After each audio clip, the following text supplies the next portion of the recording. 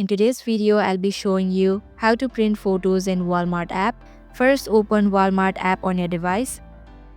Click on the profile icon in the bottom right section of your screen. Here, scroll down and go to photo option. Then you can select the type of photo print that you want from the available options just below the search bar.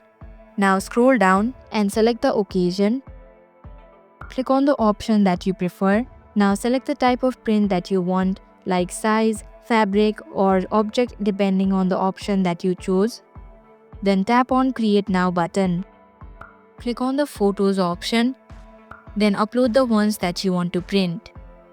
Once uploaded, you can crop, rotate, or add filters to your photos directly in the app. Make sure they look perfect before you print. Then tap on the Add to Cart option. Review your order and click on Checkout option. Now select your payment method and place your order.